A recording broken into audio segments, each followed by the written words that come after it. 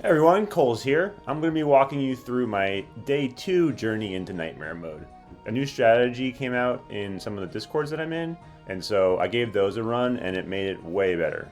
So I couldn't do anything in patch 268, but in 270 I was making a little bit of progress, at least getting to wave 2 consistently. And then a new strategy came out, and I'll show you that strategy now. So this is the build. It's what I call the poor man's Warlord. So this build is technically meant for the Warlord. It utilizes actually a couple damage items to go with knight items and a couple wizard items. The idea is you can actually get rid of some of the horde early on in wave 1 and use the experience from that to make yourself strong enough for waves 2 and 3. So let's take a look. Okay, so I'm using knight. And this week we just upgraded to the, I got 5 stars, so this is important. I got the 5-star forge upgrade. This week was in arena was the sword, and so I was able to go from 4-star sword to 5-star sword without using any super tokens, which was nice. And in Nightmare mode, Knight doesn't have his biggest drawback, which is slower movement speed. He's capped at, or set at 9, and so you don't have to worry about that. Another nice aspect of the Knight's Forge upgrade is that at level 2 you can have his sword set to slow. So he has a 25% chance to slow enemies. And that's huge. So the big changes to Nightmare mode from 268 to 27 was 1, reduced health in the Horde, and 2, less slow resistance. And so now slow is much more important because you can actually slow them. And the lower health means you can actually, am I allowed to say kill? You can kill the horde. And so that allows you in the first wave to actually accumulate enough experience to push levels. And so you're going to see here that I am primarily focused on getting that sword upgraded. I need to get the sword upgraded for the pushback. That's the whole strategy here. Is can I get enough slow from his tier 2 forge to pair with the pushback from his upgraded evolved rune sword.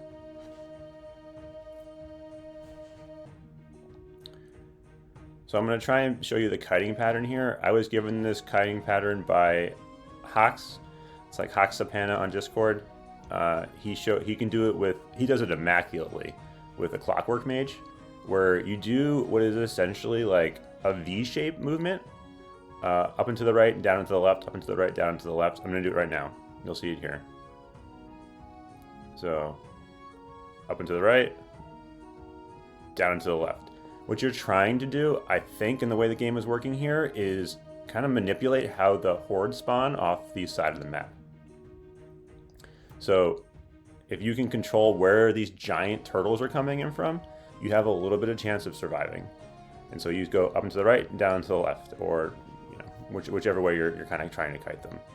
And that pattern of kiting allows you, I think, to maintain the horde spawning from the north and the south instead of the east and the west.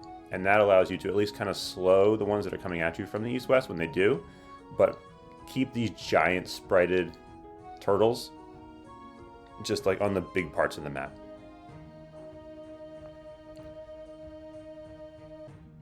Alright, so you can see here, I'm going to clear wave 1 with something like 21 levels.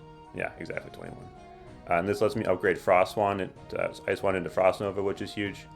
And now I have Evolved Rune Sword and Evolved Ice Wand going into wave 2.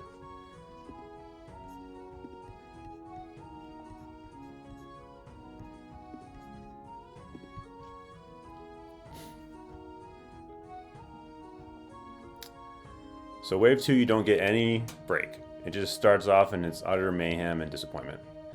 And so you just have all these turtles flying at you from everywhere. And again, now you're just trying, at this point you're trying to survive. I don't know the optimal amount of armor to build, so my knight has like 69 base. I think I put 2 into armor for the run, but I'm not even really sure. And then I'm just relying early on, this is why it's big, so early on in the run, his ultimate, which gives him armor, lets him survive without needing it. So my biggest issue running this with Clockwork Mage is that I always like lose a life in the first 30 to 45 seconds because if you just get hit with the Clockwork Mage, you're done, and you have no room for kiting. All right, so this is my first life used on wave 2 here, which is also big. You just can't, if you lose a life in wave 1, you have no chance. So executing wave 1 with the knight because of his barrier makes it significantly easier to get to wave 2 with like having that in check. And I'm still like, I'm gonna have to use revives. So that's my first revive. You can see though, this is the general pattern, is like trying to now just find any hole you can and use the knockback from the rune sword combined with the evolved frost wand. This is a really good run. Go, buddy. Yeah, no, they're definitely gonna get hit by.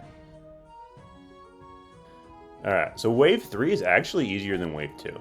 That's the crazy thing. You just have to like have survived not using all of your revives by wave 3. Wave 3, you're looking out for flocks of seagulls that come off the sides, are the big things that are going to get you here. They slow down the number of turtles that come in, and it's more cheetahs. Yeah, you'll see like these cheetah dudes. So as long as you avoid the flock of seagulls, you can live. Especially, I think that after the first like 15 seconds here. So what, we're at 10 seconds of seagulls. And now we got 30 seconds of just these kiteable tigers. So on this run, I only had to use 1 revive in the first 2 waves. So I'm on, like, my next revive is going to be 60 gems. And I'm thinking, all right, if I can do 2 here. If that's my goal. I have, I think, like 220 gems.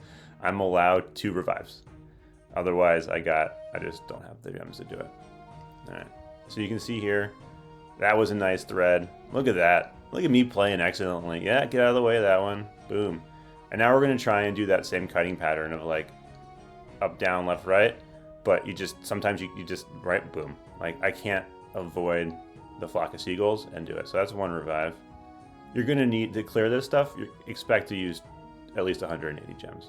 Honestly, like I would have 500 gems ready. I'm not going to even attempt 202 until I have 500 gems because I'm going to need to use 3 revives. Just like realistically, I don't have Warlord. And so your only options at this point are Knight, Warlord, and Clockwork Mage from what I've seen done. I've heard maybe Werebeast can do it, so I'll give him a couple spins.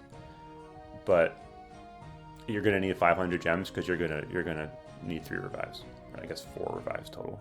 At least I'm going to. I still have, as you saw at the beginning, 2 pieces of not mythic gear. The people that are like easily clearing this with Warlord. So Warlord like does this like almost AFK. Has all like heroic gear. That was pretty good kiting. All right, now we got 20 seconds left, and I'm like, I don't have many more gems, so I gotta just play not awful for 10 seconds right now. And I didn't play very well for the first 10 of it. But these next 10, I mean, this is how you kite in this level. That was perfect. And it's just like, thank God. I put at least 40 to 50 runs into this across the last week. I've gotten to wave 3. It's only my 3rd time in wave 3. The Knight for me was the first one that can consistently even like having a chance at it. You can do this with Clockwork Mage. You can do this with Warlord. But yes, me screenshotting of my achievements. And you can see you got 60 runes for that. So, you know, that's 3 spins on the shard wheel. Yeah, so that's Nightmare 201. Truly a nightmare. This is the hardest level I've had since the pre-nerfed, like level 86, when you had to like deal with like running through a whole bunch of dinosaurs. I was really happy to beat 201. 50 runs in, you're like, thank God. It feels really good. All right. This is Kolz. Thanks a lot for listening. Feel free to subscribe. Like the video if you liked it, and remember, always do your adventures.